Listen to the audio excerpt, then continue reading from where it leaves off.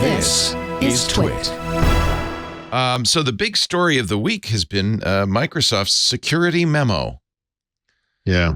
They'd love to Anyone do else these. getting a sense of deja vu out of this one? All over again. What's the story? Somebody used the term in an article, and I had to look it up to be sure. Like, he didn't really say this, but they did. They are going to be secure by design, secure by default. And I'm like, you know what? Been around the block. It's worth a try. I've heard that before. Do it again. I've heard it before. Keep doing it until you get it done. So, yeah, like, what do you think people aren't paying attention? Is that like what do you think? History just started this week, and we don't know what happened in the past or something. It's very weird. Yeah. So, I guess I don't know what to say about this. I don't know enough about this to. Yes, I do. Screw me. I'm gonna be. Critical. You know enough, Paul. Tell us. I don't. They just keep their eye off the ball. You know, they get focused on other things. And I think this falls by the wayside, and then something bad happens, and then we're going to get serious about it again. Satya sends out a memo to the press saying, if it comes down to security or anything else, we're going to do security. It's like, yeah, sure you are. Well, it got leaked to the press. In theory, it's internal. I would argue this whole thing is actually an internal conversation, even if they do it in public. A giant PR exercise that was pushed internally because it had to be. But the nature of the attacks has changed dramatically. Yeah. Right? Well, in 2002, you're talking Code Red and Slammer and Anna Kournikova. They were all Windows propagation worms. They weren't particularly destructive. They certainly weren't ransomware. I think you're looking at it in too detailed a form, because at a high level, honestly, it's exactly the same. It's we were doing things a certain way. The nature of the attacks on our products has changed. Now we have to do things a different way. Oh, and by the way, the byproduct of that is we're going to break things. And this is the way they, and by the way, I'm not arguing with, I think things need to break to get things into a better place. I think my central issue here is just that this is something that might have happened organically over time instead of being like an all-out emergency because they just weren't ready for it or whatever. But like I said, I don't know. I think it's just a tone thing. They clearly have been fighting for a while. Against the state actors and the various organizations, and now that this latest round with the Blizzard one and so forth, where it's your house isn't in order. That's where the vulnerabilities came. It is more serious. In the sense that the scale at which computing occurs now is so much more vast. And I'm not claiming that when I woke up one morning to see the message that you've been hacked by the Chinese in my IIS web server, that it was in fact the Chinese government. I'm not saying that. I do agree that state actor sponsored, we'll call it electronic terrorism, is real and bad and needs to be addressed. Absolutely. I'm not. But again, the parallels here to me are just like painful. And you like to think we learn from history and whatever. And so we'll see. I unfortunately for Microsoft specifically, this is coming in the midst of, I think, what we would all acknowledge is an all-out assault on AI that is kind of a damn the torpedoes moment for them. Yeah.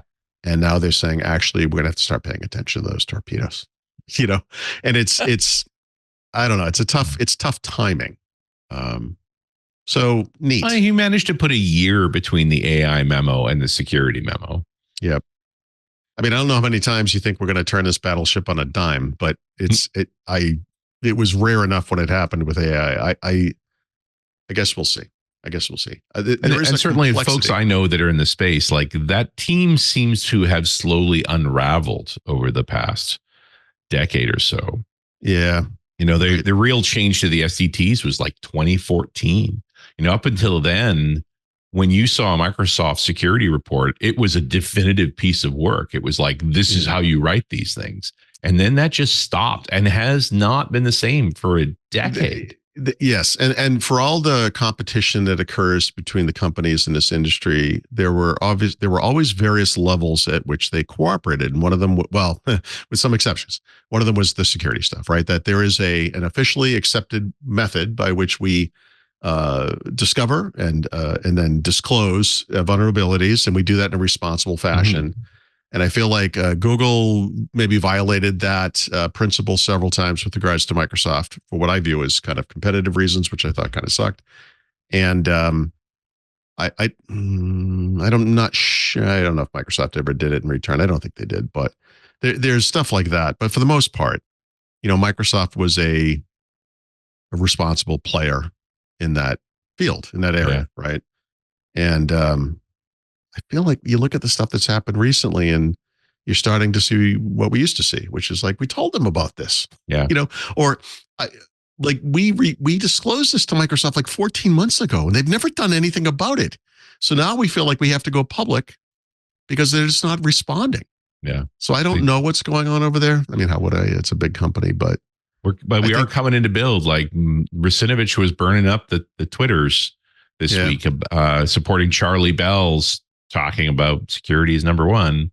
Well, maybe there'll be a new focus. Not that we will not. I mean, it's still going to be 80 to 90% AI. Don't fool yourselves. But I mean, but maybe this will be a high level, high focus topic for them for the keynotes that they're going to have and for the news cycle. We'll see. Yeah, but in the end, the stories are one thing, the actions are another. That's right. Yeah, exactly. Talk is cheap. Yeah, and I'm interested to see what are you going to do differently. Like, I get it, but what are you doing differently? Because they did get criticized by Homeland Security for their response to some of these things. Yeah, and tied to this, and again, the specifics are completely different. Like you said, they are, but at a very high level, kind of the same thing. I mean, one of the big pushbacks that I had with Microsoft, almost literally, it was over 20 years ago, let's call it 20 years ago, was they went through this process where they started to try to fix the security problems at the time in Windows. And they did so via a paid product, right? Well, called XP, One SP2. Tear. Yeah, well, no, a paid product, like an add-on product, like XP SP2 was a big chunk of it for sure. But and my argument to them at the time was like, guys, like they bought something called, remember, it was like Giant Anti-Spyware or whatever it was called, and that turned into something that's something, and now is Defender something, because that name has been reused a million times. I don't remember the exact genealogy here, but at one point it was like, you don't charge consumers, in this case, customers, to solve a problem that you caused. You put the vulnerabilities that are in Windows are your responsibility, and now you're charging us to fix them. This is how the mob operates. This is the lunch money thing with the bully at school. This is on you. Like, we paid you for this product; it should work. And they're doing it again. And I when Apple talks about privacy as a basic human right, I mean, I think Microsoft's stance on this is security is a basic human right, and that this should be the baseline for their products. Like, you can assume that if we release this thing, it's secure, and that security is part of the thing you're already paying for. It's not an add-on layer that we put on the top and charge you extra for. So there's it's more nuanced than I just described. Yes. But I still see this kind of push and pull between them wanting to charge extra for more security or better security, however you want to describe it. It's like, guys, I don't know. It feels like a bad stance to me. Yeah, and there's always been paid security products inside of Azure, and it's been this fun line where it's like, why is that one free and this one paid? Like, what's the difference there? And usually it comes down to the people involved. There are teams that you pay for access to, and where product stuff is generally just included. Yep. I mean, look, it's hard enough to differentiate two versions of a product or whatever it is. But you can go off the deep end, like Office did and kind of still does, or Windows did for Vista and Windows 7. Where you have too many of them. It just seems like a money grab. And security, I think it's even harder in a way because so I can have seatbelts, but I have to pay for them. Yeah. Like what? Like it's tough. It's a tough one. And to be clear, you always do. It's just a question whether it's built into the price or not. That's right. Yep, that's true. Right. Yeah, maybe it's in some ways it's largely a perception issue, I guess, because by pulling it out and making it an add-on SKU or whatever, It just feels. Yeah, and part of me, I mean, I usually read these things with you are maneuvering in public to encourage your company to do the right thing, which seems to be a pretty common theme these days. Like that's kind of the thing they have to do. It's a big company, right? Yes, and right, and that big security event from early this year where we kind of speculated, and I'm still positive we're correct. You know, you have this company where you have thousands, hundreds of thousands, probably of these little VMs that engineers spun up once to test something. They're sitting there on some edge network or wherever they are with varying levels of controls and getting out of date as time goes on or whatever it is. And then they're all little vulnerability points. It's what Microsoft, we call the attack surface, right? It's hard to get on top of this. And it's not I don't know how you feel. I mean, honestly, it is a hard problem, but and there is no perfection here, right? Like you can't answer the question, is this secure? Like you can't. All you can do is say we have made an effort. We're doing the best we can. We will respond as quickly as we can if something goes wrong. And hopefully AI will be used for good in this instance, where they can use it to kind of proactively monitor networks and devices and whatever else. Well, and the response should be good. Like there's no reason for writing a bad root cause analysis. Like that's the one that gets me, is like in the end you don't publish anything, or you do, but it's half the story. Like just tell me you've done the diligence. Unfortunately, this particular incident reads a lot like they're only telling us as much as they have to at every point in the way, and that by a year later we'll know the full story. And we'll wonder why they didn't just say it in the beginning. Well, and my instinct when we were talking about the Midnight Blizzard thing was there's government involved here. And that's impeding some them. Sensitivity there. Yeah, but it argues for that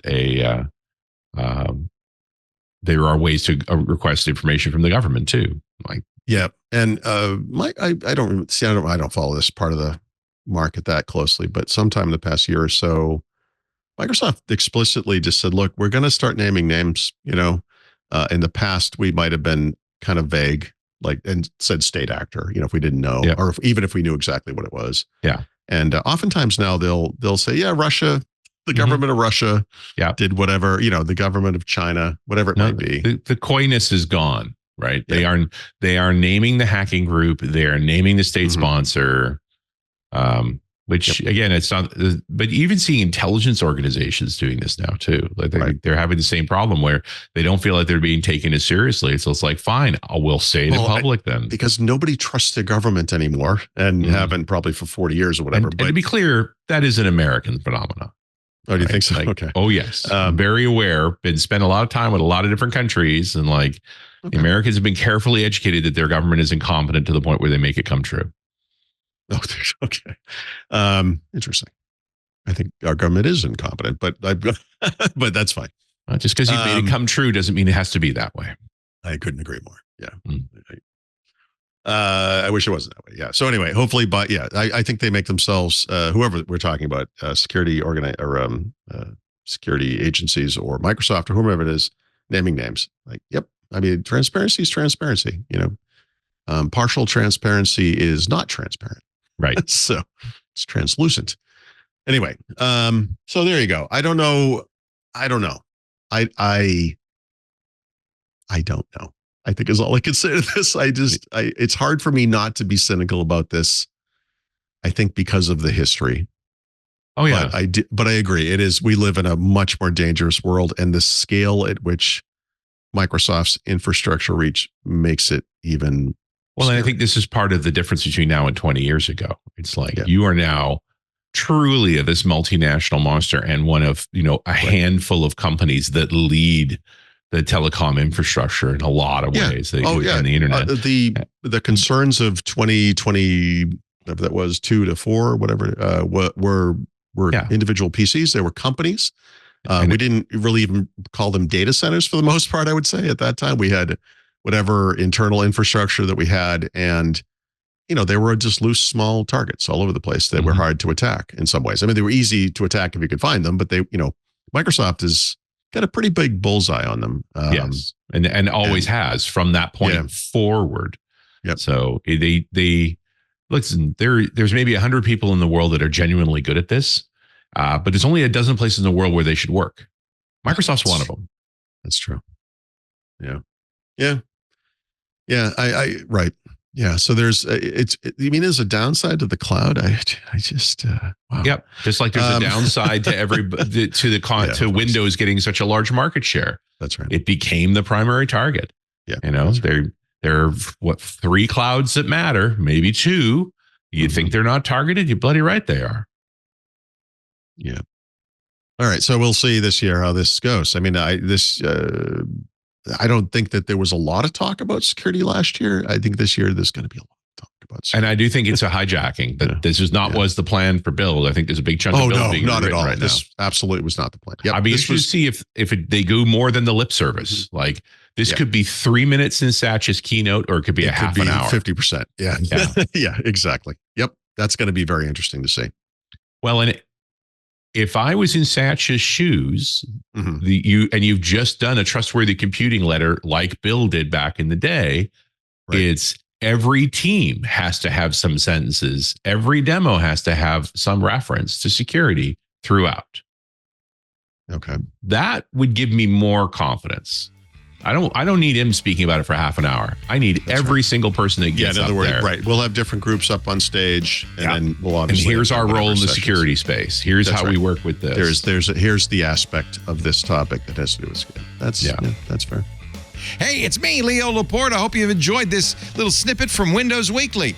If you want to see more and want to catch the whole show, you can subscribe in your favorite podcast client or visit our website, twit.tv/WW. And of course, there's links right below me.